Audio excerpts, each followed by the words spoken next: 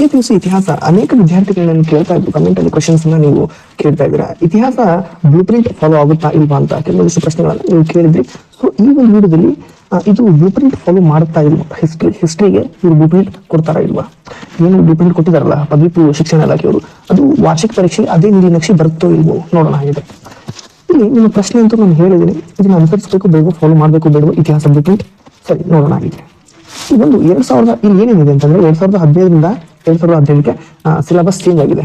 2015ರಿಂದ 2000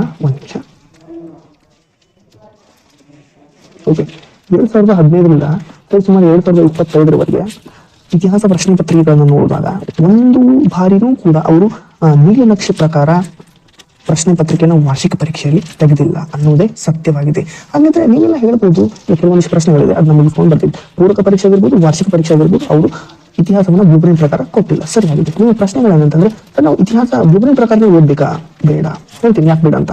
ಸರಿಯಾಗಿದೆ ಸರ್, ಇತಿಹಾಸ blue print ಪ್ರಕಾರ ಓದ್ತಾ ಇದ್ದೀರಿ, ಹಾಗಂತ ನಮ್ಮ ಸರ್ ಹೇಳಿದ್ದಾರೆ ನೀವು ಬ್ಲೂ ಪ್ರಿಂಟ್ ಫಾಲೋ ಮಾಡಬಹುದು ಅಂತ. ಓಕೆ, ಇದಕ್ಕೂ ಆನ್ಸರ್ ಕೊಡ್ತೀನಿ. ಈ ಸಲ 3 ಬ್ಲೂ ಪ್ರಿಂಟ್ ಅನ್ನ ಕೊಟ್ಟಿದ್ದಾರೆ, ಆದ್ರೆ 3 ಬ್ಲೂ ಪ್ರಿಂಟ್ ಅನ್ನು ಕೊಡ್ತಿದ್ರು, ಆದ್ರೆ ಈ ಸಲ 1 ಕೊಟ್ಟಿದ್ದಾರೆ, ಏನ್ ಮಾಡ್ಬೇಕು ನಿಮ್ಮಲ್ಲಿ ಇರ್ತಕ್ಕಂಥ ಪ್ರಶ್ನೆ.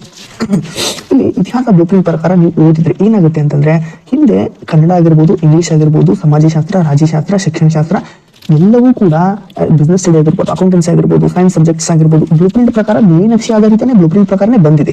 ಆದ್ರೆ ನಿಮ್ಮ ಸರ್ ಹೇಳಿದ್ದಾರೆ ಅಂತ ಒಬ್ಬರು ಕಮೆಂಟ್ ಮಾಡಿದ್ರು, ಸೊ ಅವ್ರಿಗೂ ಪಾಪ ಉತ್ತರ ಕೊಟ್ಟು ಬಿಡ್ತೀನಿ.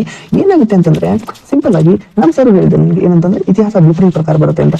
ನಾನು ಇತಿಹಾಸವನ್ನ ಬ್ಲೂ ಪ್ರಿಂಟ್ ಪ್ರಕಾರನೇ ಓದಿದೆ 7 ವರ್ಷಗಳ ಹಿಂದೆ, 7-8 ವರ್ಷದ ಹಿಂದೆ. ಸೊ ಬರ್ಲಿಲ್ಲ, ಅವಾಗ ನನ್ ಮಾರ್ಕ್ಸ್ ಕಡಿಮೆ ಆಯ್ತಲ್ಲ.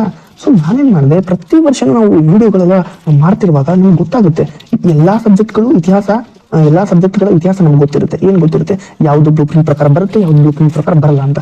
ಸೊ ಇದು ಇತಿಹಾಸ ಬ್ಲೂ ಪ್ರಿಂಟ್ ಪ್ರಕಾರ ಬರುತ್ತೆ ಅನ್ನೋದಕ್ಕೆ ಸಾಕ್ಷಿನೇ ಇಲ್ಲ. ಹಿಂದೆ ಯಾವ್ದಾದ್ರು ಒಂದು ವರ್ಷದಲ್ಲಿ ಇತಿಹಾಸ blue print history subject blue print ಪ್ರಕಾರ ಬಂದಿದೆ ವಾರ್ಷಿಕ ಪರೀಕ್ಷೆ ಅನ್ನೋದು ಇತಿಹಾಸ ಪುರಾವೇನೇ ಇಲ್ಲ. ಸೊ ಯಾವ ರೀತಿ ನಾವು ಪ್ರಿಡಿಕ್ಟ್ ಮಾಡಿ ಹೇಳೋಕ್ಕಾಗುತ್ತೆ. ಹಾಗಾಗಿ 3 ಬ್ಲೂ ಪ್ರಿಂಟ್ ಅನ್ನ ಕೊಡ್ತಿದ್ರು, don't worry about that. 3 blue print ಕೊಡ್ಲಿ ಅವರು, ಬಟ್ ಈ ಸಲ 1 ಕೊಟ್ಟಿದ್ದಾರೆ. ಏನು ಮಾಡೋದು, ಬ್ಲೂ ಪ್ರಿಂಟ್ ಪ್ರಕಾರ ಅದು ಮಾಡಲ್ ಕ್ವಶನ್ ಪೇಪರ್ ಅಷ್ಟೇ ಆ ಒಂದು ಬ್ಲೂ ಪ್ರಿಂಟ್. ಈ ಸರ್ ಎಲ್ಲ ಸಬ್ಜೆಕ್ಟ್ ಮಾಡಲ್ ಕ್ವಶನ್ ಪೇಪರ್ ಅಷ್ಟೇನಾ? ನೋ, ಅವೆಲ್ಲ ಮಾಡಲ್ ಕ್ವಶನ್ ಪೇಪರ್ ಏನ್ ಕೊಟ್ಟಿದಾರಲ್ಲ ಅದೆಲ್ಲ ಸಬ್ಜೆಕ್ಟ್ ಕನ್ನಡ ಆಗಿರ್ಬೋದು, ಇಂಗ್ಲಿಷ್, ಸಮಾಜಶಾಸ್ತ್ರ, ರಾಜ್ಯಶಾಸ್ತ್ರ, accountancy, business study, chemistry, physics ಇವೆಲ್ಲಾನು ಫಾಲೋ ಆಗುತ್ತೆ. But history blueprint follow ಆಗುದಿಲ್ಲ ಅಂತ ನನ್ನ ಒಂದು ಅನಿಸಿಕೆ. ಯಾಕೆ ಈ ರೀತಿ ಹೇಳ್ತಾ ಇದ್ದೇನೆ ಅಂತಂದ್ರೆ ಹಿಂದೆ ಯಾವ ವರ್ಷದಲ್ಲಿ ಕಳೆದ ವರ್ಷ 3 ಎಕ್ಸಾಮ್ ಆಯ್ತು, ಯಾವುದೇ ಕಾರಣಕ್ಕೂ ಇತಿಹಾಸ ಬ್ಲೂ ಪ್ರಿಂಟ್ ಫಾಲೋ ಮಾಡಿಲ್ಲ ವಾರ್ಷಿಕ ಪರೀಕ್ಷೆಯಲ್ಲಿ.